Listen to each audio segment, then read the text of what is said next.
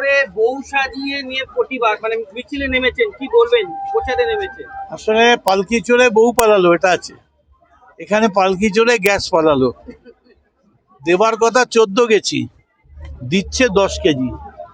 ভারতবর্ষের 150 কোটি মানুষ জানতে পারছে না প্রধানমন্ত্রী কত বড় প্রতারণা করছেন, কত বড় প্রতারণা করছেন। আপনি দাম দিচ্ছেন 14 কেজির আর মাল দিচ্ছে 10 কেজি। আপনি ভাবতে পারছেন না। আবার বলছে উপর থেকে না, আমি তো একটু কমিয়ে টমিয়ে দেবো 10 টাকা। তাই এত মূল্যবান সোনা গহনার থেকেও মূল্যবান গ্যাসকে তো আমরা যে কোনো জায়গায় ফেলে দিতে পারি না। তাই লোকের বাড়ির সামনে দিয়ে দ্রষ্টব্য বস্তু, প্রদর্শনীর বস্তু হিসেবে গ্যাসটা কাঁধে নিয়ে পালকিতে চড়ে লোককে দেখাতে দেখাতে যাচ্ছি। এই সেই মহামূল্য গ্যাস।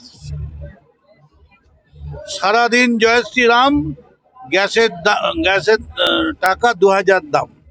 সারাদিন জয় শ্রীরাম, গ্যাসের মূল্য 2000 টাকা। গ্যাসের দাম 2000 টাকা। প্রতিদিন মানুষ হ্যাঁ, হয়রানি হচ্ছে। আজকেও লাইনে প্রচুর গাড়ি মানুষ গ্যাস। এত কিছু হয়নি, আপনি আর 3 দিন ওয়েট করুন না।